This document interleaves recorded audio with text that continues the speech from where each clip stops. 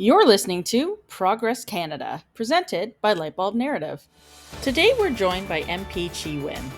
We'll talk about her transition from advocate to elected official, what she's learned so far, and the kind of politics she intends to bring to Parliament Hill. Thanks for joining me, Chi. Thank you so much for having me, Teresa. I'm delighted to be here. Excellent. So I think it's going to be a good conversation. We did one of these kinds of chats with one of your colleagues at the provincial level in the spring because I think it's good for people to get some insight into what a politician's job actually looks like in the day to day. So before we get to your summer, which, I think is probably going to be exciting for a lot of people to hear about, I want to talk about the election itself. So you've spent years helping other women run for office, learn how to become a politician, the types of things they have to do, whether it's fundraising, whatever it is. You spent years doing that. What was it like actually being the candidate running for office this time? Well, so I had the privilege of running in 22 as a provincial candidate, and it was a very different experience than the one I just had federally. Different, not same. Lots of things that I was anticipating, and lots of things that were really delightful and pleasant surprises. I think the thing that is the most striking, and I think as a gendered piece, really a shift, I think, for many people, is that it's your name on the ballot. And you're showing up in this now a bit of a persona and a character, and what it means to kind of live that, whether you're doing it in a way that feels like you're having to show up in a particular way, showing up in ways that maybe are a bit of a stretch for you. Like, there's just all of these pieces that I think you can't really anticipate in terms of what it means to then suddenly feel like you're the person who's accountable because your name and your face are on the ticket. I want to talk a little bit about that because, I've served in a couple of roles on a women's board in politics as well. And I've done a lot of fundraising work as well in my past life. And the thing that always strikes me about women in politics is they're great fundraisers when it's for someone else. As soon as it's for them, they get really, really like shell shocked about asking. They don't want to put that on anybody. Can you talk about that a little bit? Because I don't think you have a problem with that, but I think a lot of people do struggle with that. Yeah, I mean, I think it's a real shift asking for money for a cause or other people, and then doing it for yourself can feel just feel funny. But I think the thing that has always helped me with that is that it's the fuel to actually get a campaign going, right? It's not about me as Chi, this extraordinary human, et cetera, et cetera. It's actually about the campaign and the team and the ability for, the party that you're representing to deliver a strong campaign, regardless of whoever's name and face is there. It does initially feel awkward, but once you first get through the first nose, then you're like, oh, okay. I mean, if they could have, they would have, and they couldn't, and that's okay too. But just being persistent about consistently asking and finding your comfort level with it and finding ways to do it that feel good for you. Like, one of the things I did in my first campaign was we actually did it as a jewelry making workshop with local independent jewelers. So people could come, they paid a fee, and part of it was learning the skills, and then part of it was then just kind of community building, and that was really fun, and I really loved coming at it in a different way. That's really cool. And, it's something I've been focusing on lately in politics is like, politics is so dour now. Like everything, I understand the stakes are very intense and there's so many problems, but at the same time, like, it has just become a slog to participate, and that really turns people off. So I really do like that idea. The other piece too about women in fundraising is you're very familiar with Emily's List in the US, and the acronym, of course, is early money is like yeast, and the whole thing is it makes the dough rise. And I think people forget about that too with candidacies, is that the more money you have at the start, the more you're able to actually raise and actually keep putting back into the campaign and really getting some momentum behind you. So it's a really key part to get over that no at the start and then, just actually hit the ground running. I want to talk about the 22 campaign as well, because like you said, these were very different campaigns. That campaign, beyond the provincial federal element, that campaign was also done, as people were sinking back into COVID and there was like lockdowns coming back and things like that. And I remember, wrote a platform for the campaign. And I remember when we were having it all put together and I was talking to the photo team, I'm like, you're going to have photos with masks. And they were like, no, that's passed. And it all came raging back, of course. So you can talk about the difference of what it was like the campaign as like, like a social person in these two different environments. Cause I think it was very, very different. Yeah, I mean, I think all of the traditional playbooks got thrown out the window in that COVID election, both, in 21 and 22. So everyone was, oh, good God, I'm not going to say the word pivot. Everyone was trying new things, right? And just being open to the fact that what worked before and what it is required in terms of innovation really was testing our skill sets. And that was fun and exciting and a bit of a drag, and also because you rely on so much of what you know and have seen and done in other campaigns, right? So you draw from the wealth of experience, but everyone knew that all of a sudden things were very, very, very, very different. And so, the comparison points between the 22 experience deep in COVID, people were really nervous about answering the doors, and people came to the doors with COVID because they weren't expecting candidates and campaign teams to show up there, especially for me in the riding of Spadina, Harbourfront / Spadina Fort York, where we have a lot of condo buildings and we live vertically. And that means that our teams are showing up in a way that looks very different than just at someone's regular doorstep at a single family dwelling home. I want to talk about the specifics of your riding a little bit, because colloquially we call it condo land, and there are a lot of high rises. I'm not entirely sure. I think you probably are the densest riding in the country. I'm in St. Paul's, of course, so we actually have an insane amount of density too, because we don't have a lot of land but a lot of towers. And can you talk about, I've campaigned in rural campaigns where there's like 8 voters in the entire poll, and I've campaigned in condos, and there's very, very, I mean, it's still people at the end of the day, but it's a very different reality. Can you talk about what campaigning in a community that dense is like? Yeah, it's a great question, Teresa. And I think, we've certainly seen it over decades of what it looks like to go into apartment buildings and these kind of communities. And for us, it was a lot of the challenges were a little bit about initial access, right? So during the actual campaign, during the writ period, and luckily for us federally, we had just had the provincial election. So people were like, oh, it's election season again, and there are people coming through again. And so people weren't necessarily as bristled by it, but, people aren't necessarily expecting someone at their doorstep who isn't their Uber delivery folks. So it just means that you might be catching people in very inopportune times. So in terms of the preparation for the team, one of the things we often talked about at campaign school is like, how do you prepare for a door that may not be prepared for you? What are your exit strategies? What does it mean to create safety? What is the right kind of way to engage there when people aren't expecting it? And for me, and the focus on our team was, community building and listening as best possible, even though we're still trying to punch through volume and get to as many doors as possible. But, sometimes we'd get a building where it would take us 5.5 hours to get through 20 floors because of the way the fobs worked in the elevators, and you would get stuck. And then you realize that some buildings, we could do a better job of elevator maintenance, right? And that kind of repair work, and Yes. the conditions around that, the living standards. It opens up great conversations about what we can do to make these places more spectacular. I won't even touch the elevator piece because I could do a whole episode on it, so I will restrain myself. But a very, very important topic in terms of, both the labor component of it and safety and access and all these things. I do.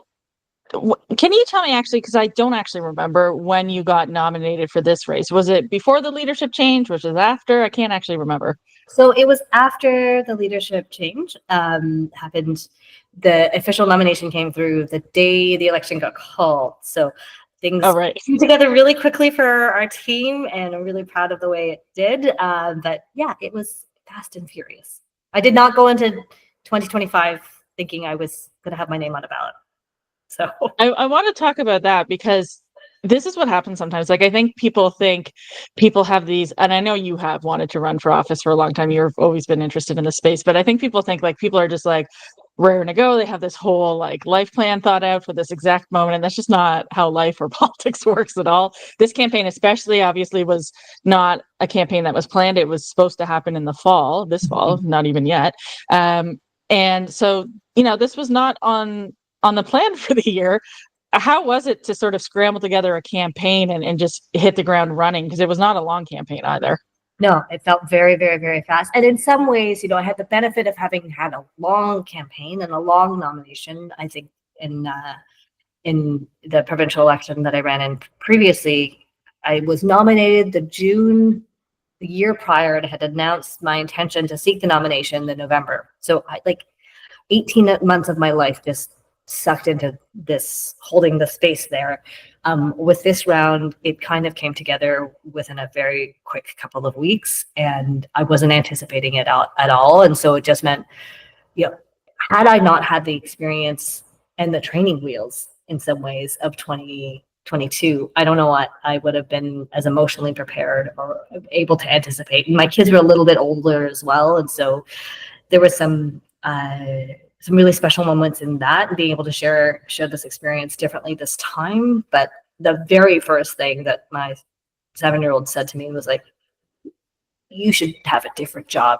Politics is a bad job, Mom." And he's been around and understands a little bit more now, but for him, he had this immediate reaction of like, "Oh, Mom's going to do a campaign. She's going away and she's not coming back." And that, that's a real memory that this my 7-year-old was carrying. So yeah, I think people don't realize the impact on families. Part of that's sometimes why people end up choosing not to run in the end, or why some people wait till the last minute. Like, we have all these conversations within parties about nominations and when they should start and all this stuff, but at the end of the day, candidates have different requirements.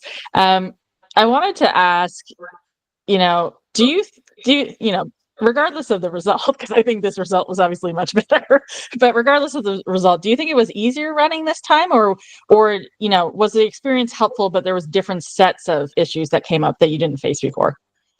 Yeah, I mean, the reality was that when I ran provincially, the Liberal Party didn't have official party status, and there was not a lot of the usual infrastructure that you would anticipate stepping into a race like that.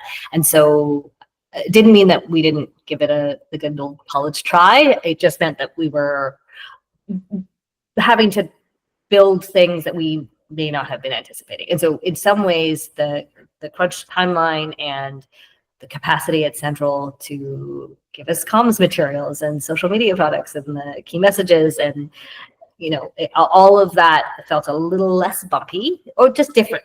I won't say it was less bumpy, just different. All campaigns are always bumpy because you don't know what to anticipate, and everything you plan for, 30% of it just doesn't get happen because things change. And that is one of the things that you have to kind of just be okay with, is that sometimes the plans don't go as anticipated. Exactly. So I want to flash forward now, because we can talk about campaigns forever, but that's not that interesting to everyone.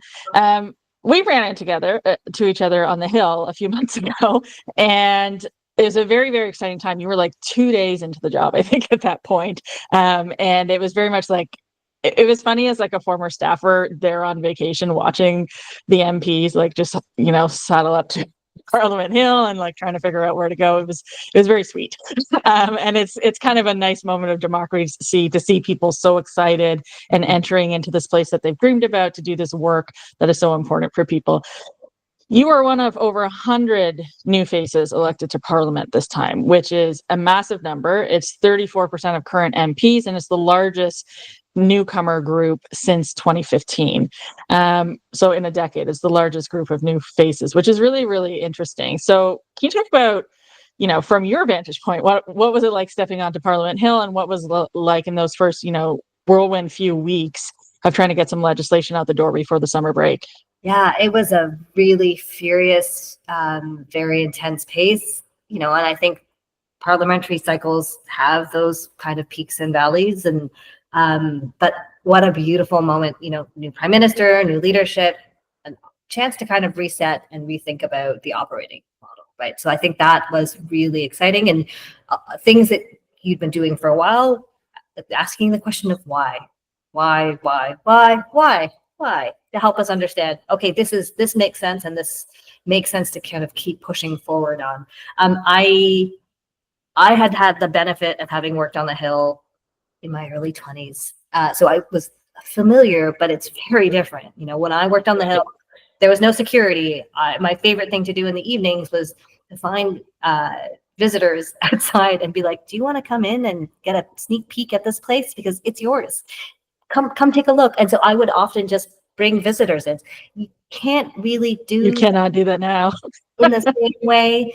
And so we're engaging with those spaces a bit differently now, but they still are really important for people to feel ownership and comfortable in. And it was just, I had all these pinch me moments of like, oh my goodness, this is now my desk here.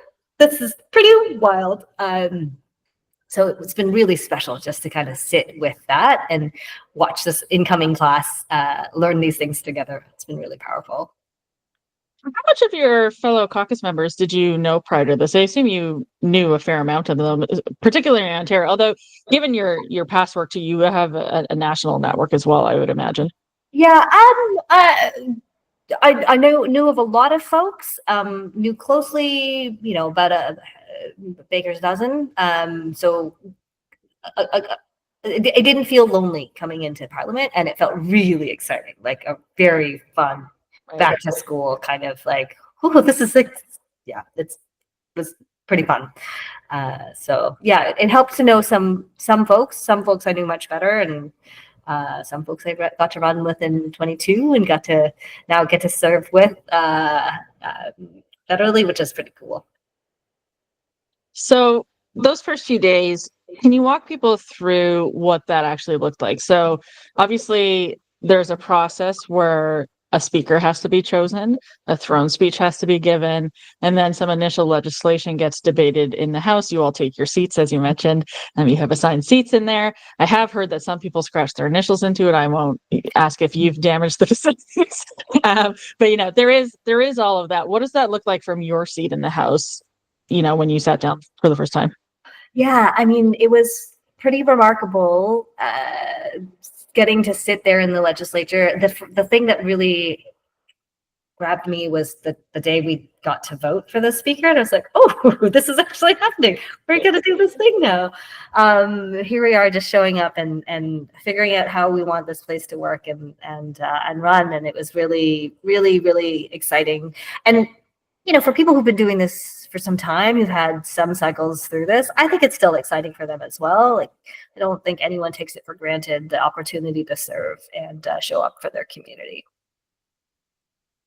I imagine you probably had a sense of the history as well. Now, of course, you're sitting in a different House of Commons than most people have. It's the Renault version that is sort of a temporary house. It does have a glass ceiling, which I have feelings about. And the sound quality in there is atrocious. I did go once, and it is really hard to hear things in there. However, the debates that are happening in there are really, really important. There's a virtual exhibit across the street about Parliament Hill while they're doing all the construction. And it has this one room where you walk in, and it's supposed to be like the rotunda area. And it's really, really cool because they have these speeches being given from like really past important debates.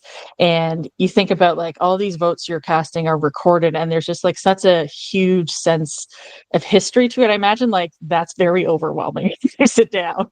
Yes. Yeah, absolutely. Just thinking about the kinds of choice points for different governments, like when we decided to go or not go, sorry, I should say not participate in the Iraq War, right? Like there are things that have just happened in these places that have charted our identity as Canadians, and they're so significant and meaningful, and it's extraordinary to feel like, I get to be part of this very small club of 43 43. to play my part and contribute to it on behalf of the 100,000 plus people who live in Spadina-Harbourfront. It's really just a mind-blowing experience. So I want to talk about the summer and staffing up. So I watched a lot of different MPs offices struggle with this because this process of hiring takes a long time, regardless of where you are, whether you're in a different kind of workplace or whatever it is. If you want to do a good job and hire great people, it takes some time. The other part is with a new MP, you're coming in, you're staffing your office in Ottawa, you're staffing your office back home in your riding, and you're essentially becoming like a business in yourself of having to figure out the finances of this place, all, how, the rent gets paid out of whatever budget. Like there's all these different complications that are really, really intense for, a regular layperson, which is who gets elected essentially, to figure out. And you're doing all this while you're sitting in the House for 5, 6 weeks trying to get some legislation passed before you go back to the riding.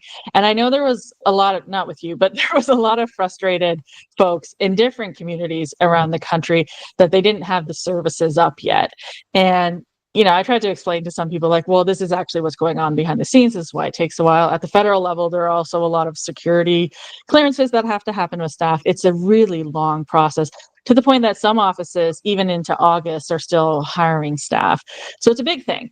So can you talk about that process of like setting up the machinery of your local office? Because I think people see the face of the politician and they think, oh, that's it. But no, there is a whole bunch of other stuff that goes on behind the scenes. Yeah, it's there are a lot of pieces to it, right? You talked about the dimensions of your legislative office, your Hill office in Ottawa, and then your constituency office. Different skill sets required for different parts of the role.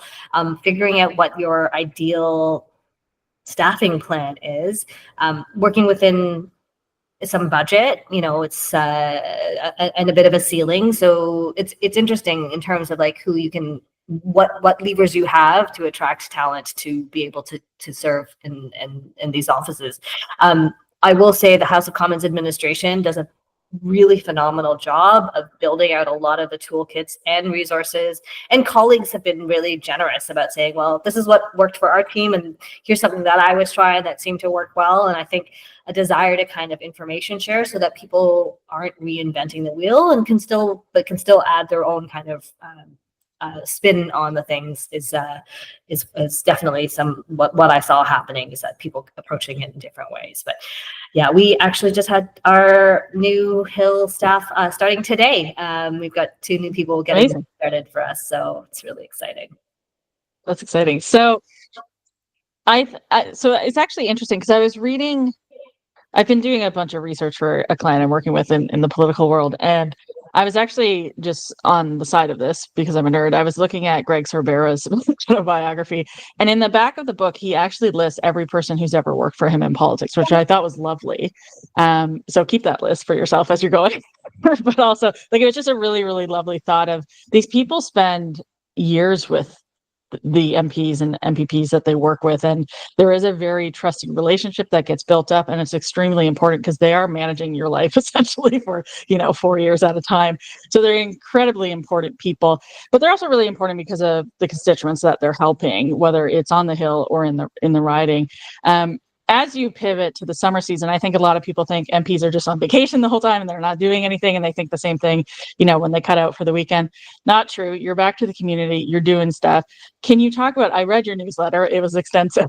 Can you talk about all the things you've gotten up to this summer in the community? Because it's a very happening place. There's lots going on. Oh yeah, I will tell you, the Spadina-Harbourfront, downtown Toronto, is a great place to be in the summer. It's been so much fun being out in the community and getting to connect with people.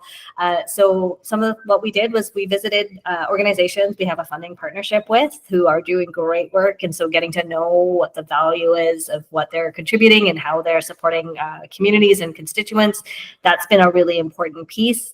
I'm a new person to many people in terms of my profile. So just getting to know and getting introduced to the community has been a really important part of this. Whether it's social service organizations or the big transportation hubs that are in this riding. So I have Union Station, and I have Billy Bishop Airport, and I have Toronto Islands, and all of these ecosystems have their own sets of relationships and partners. And so having an opportunity to just get a sneak peek into how these things are operating and what we can do to help amplify and get them to a place where they can perform and serve our communities, kind of at the core of what we've been doing this summer. Also finding an office. Some MPs inherit the constant office from someone. With the boundary changes, we ended up having to find a new office, and so just got keys on August 1st, and finally have furniture. And this is my first real day in the office today, which is really exciting. I want to talk about that because you're just talking about the various stakeholders in the community, which is very, very important. But the other piece is the people who don't know how to access power. So, this is something that I'd heard from a cabinet minister. This is Jerry Phillips. His advice had always been, there's a lot of people who come to you with asks, but you need to seek out, as a politician, the people who don't know how to get in the door. And the constituency office, well, there is a door there. That is one of the most important places that people are able to figure that process out of how to access you, because, you're in Ottawa some of the time, you're here and there. That is the one place where they can really go, other than your website, to find out how to access services or to get your help with something. Can you talk about, to your knowledge so far, because you're also pretty new at this point in your role, but what are some of the services that your local residents can go to you for help with? Yeah, so we get a ton of questions on all kinds of issues, and some of them fall under portfolios and pieces of work that we can manage and support on, and have a lane around. And some of them fall to my other government counterparts, whether it's the school board or the municipalities, or at the provincial level. Helping people navigate that is one of the things that I think is a really important piece of our work in terms of raising kind of civic literacy and understanding. So I've been kind of working with the team to kind of figure out, like, what's the public learning piece of everything that we're doing, so that residents who, when they need us, can come and find us. And how do we show up in a way that is really just about connection, because for some time, I think, in different places in the world as well, you have different relationships of trust with what looks like government bodies, right? And so given the diversity of experiences that people come to in this riding, that's a part that I think is really critical, is showing up in ways that enable some trust, and accountability. And so we know that we're not perfect. We know there are still lots of emails coming in, and we can't get to everyone right away, and we're continuously trying to respond thoughtfully. But we're trying to set a standard and a bar that is about good, clear communications and signposting for people. So lots of people come to us with asks around immigration files, for all of the reasons, given that it's a federal jurisdiction. Passport issues, CRA has been coming up. I think there are folks who are just with some new changes with CRA. And then we're hearing on global issues like what's happening in the Middle East and in Gaza, of course. So, we're hearing the range, and that's really important in terms of what we take forward then into Ottawa in our work. I did want to talk about that piece because, a lot of people go to their elected politicians to help them solve a problem in their life that they need support with. But there is that piece you just mentioned. It's the advocacy piece and speaking on behalf of your constituents. So, there's debates about what the role of a elected official should be. Should you be, putting your views out there and saying, vote for me for this and I'll go bring it to Parliament? Or should it be purely just parroting what your constituents are saying, or something in between? Probably is my answer. Can you talk about that advocacy piece and sort of what the things you're hearing from your community that they want to bring into this fall session that's coming up?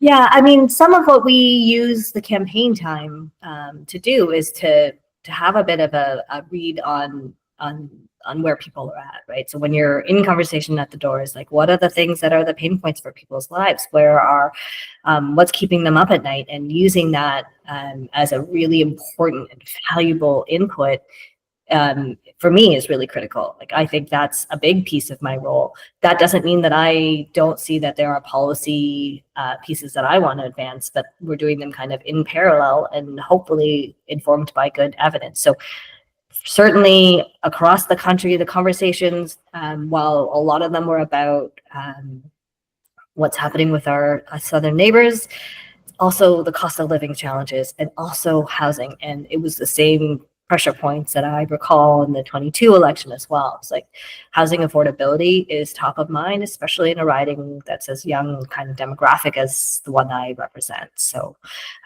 it's an important opportunity to check in, but if we're doing our jobs well, we're listening and taking and reflecting that back so government can do its job better.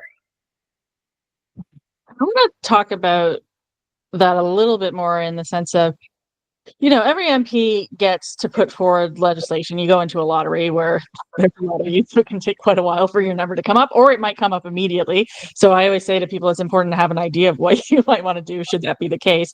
Do you have any sense of what you want to do with any legislation you might get to put forward, or any debates that you want to be able to get onto the floor as well?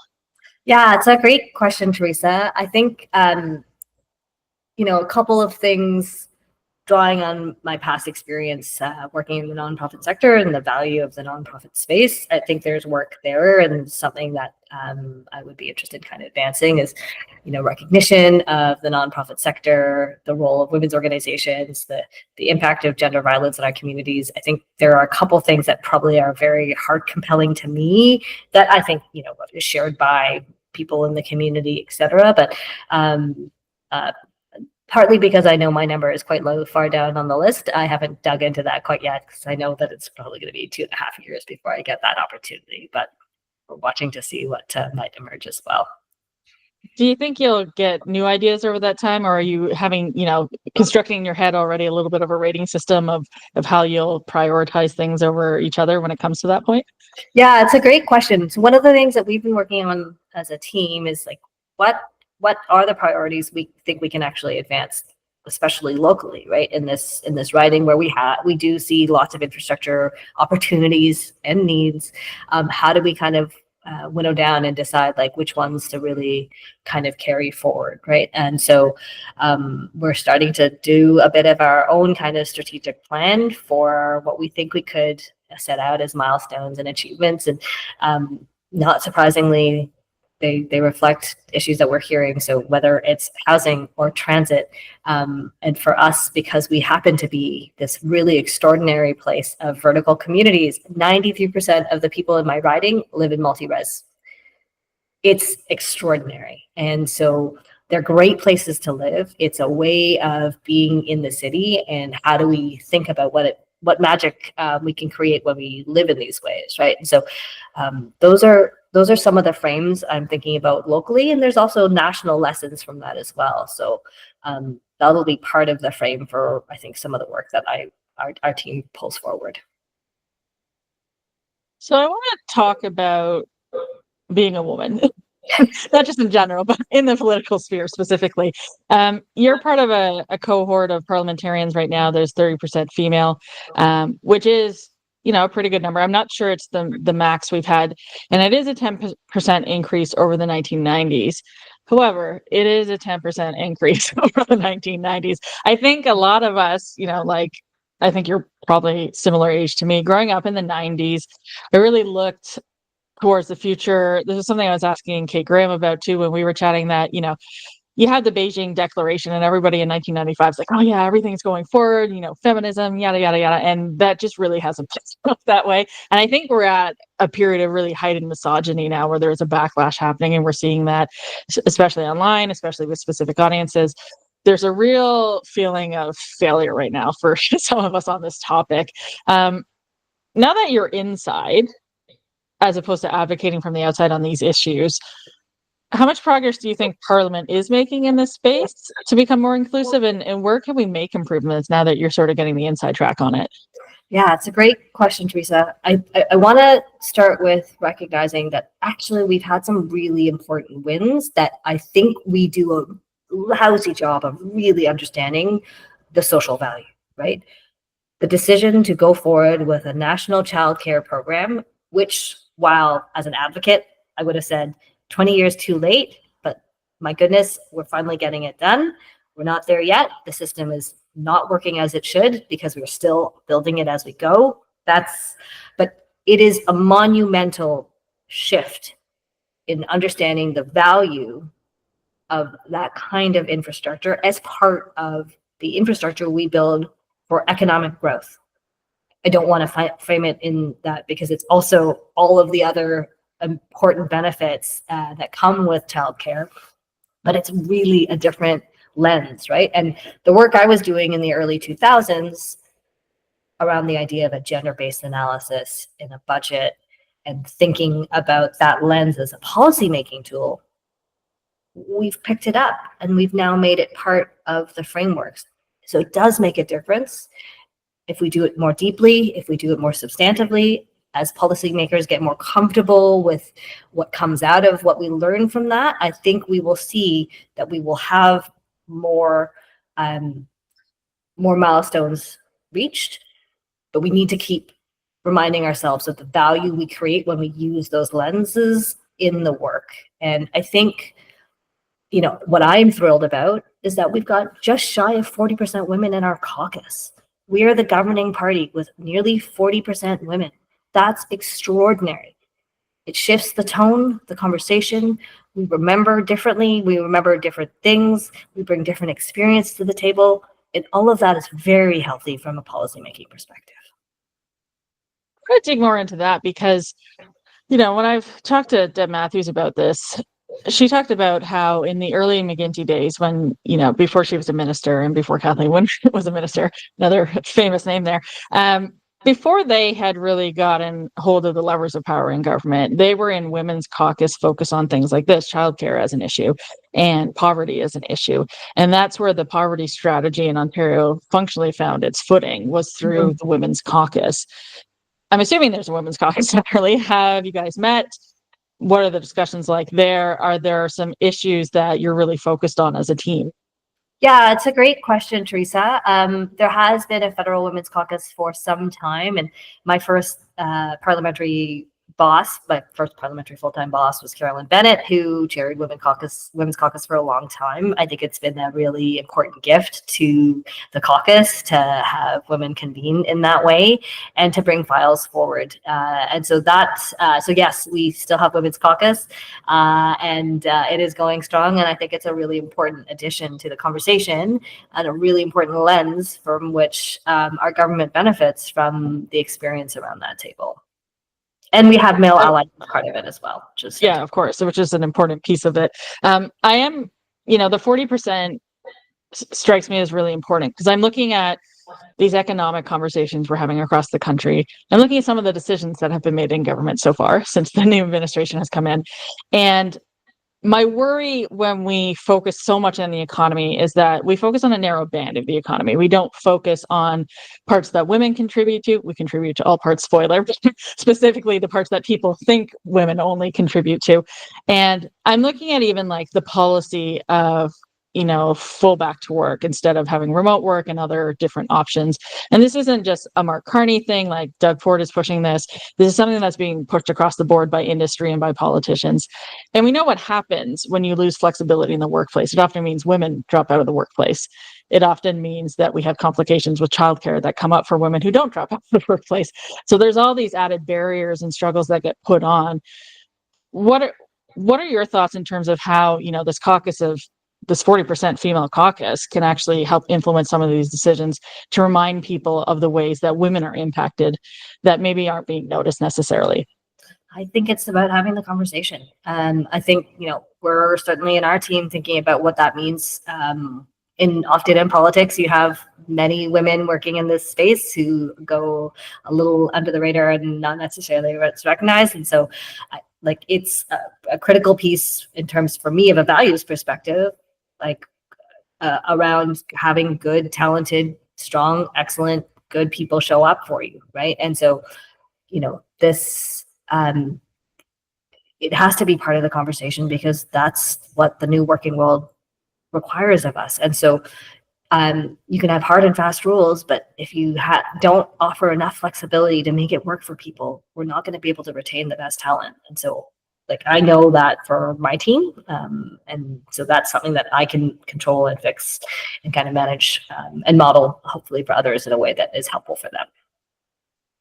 It also brings to mind some of the flexibility the politicians in your position had during COVID, because you had these remote Commons sessions, which was really, really interesting to me as a concept. I think sometimes people don't think about the challenges that politicians face to participate in the system while, balancing their community's needs and getting back to the community and then their families and all these things. Like I always think about like a Nunavut politician who has to get out on a Friday. Good luck getting the flight that works. And then there's like maybe one back. Now there are more flights between Iqaluit and Ottawa now, but like there are geographic challenges to a lot of this country. Like even yourself going from Ottawa to Toronto, that's not an easy journey. We have trouble on the rails right now. There's trouble in the skies. There's always something going on with transportation in this country.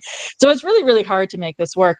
And I know, at the provincial level in Ontario during the McGuinty years, so this is, going on like 15, 20 years now, they made a lot of policy changes about when the House would sit so that women especially could participate, still get home and raise their kids. Because, we also know that a lot of female politicians are still the main, caregiver to their kids at home, despite having this job that is very taxing as well. So I wonder if, with the 30% women, the 40% in the Liberal caucus, and then the 100 new fresh faces in Parliament, there's got to be some, critical mass there to make some changes for, younger people, people with kids, people with all kinds of different, even just caregiving for elder parents, things like that.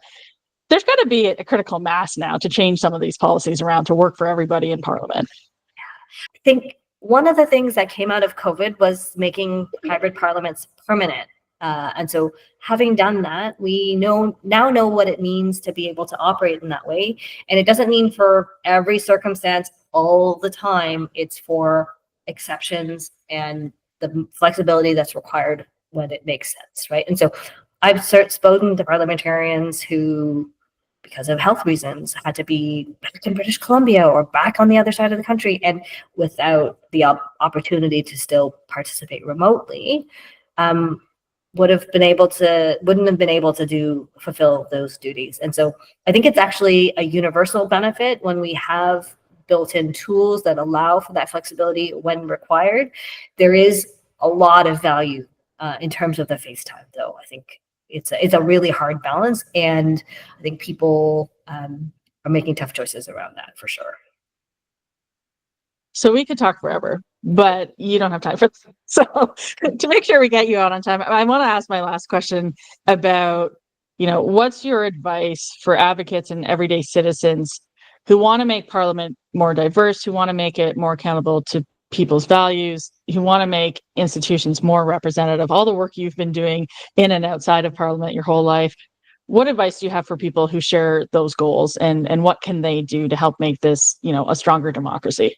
I think it's important to keep a really consistent, open conversation and dialogue. Like, I want to hear from people who disagree with me, because it helps me understand different perspectives and different nuance and other positions, right, that I may not embody or have top of mind. But it's really helpful for me to understand where someone is coming from, especially if we're starting from different places. That ongoing conversation is really valuable for parliamentarians, especially those who are really focused on representing the broadest array of perspectives and their constituents. I think giving feedback, critical, constructive feedback is all okay. So I'm saying that as me as a person. I value that. I think it's really helpful.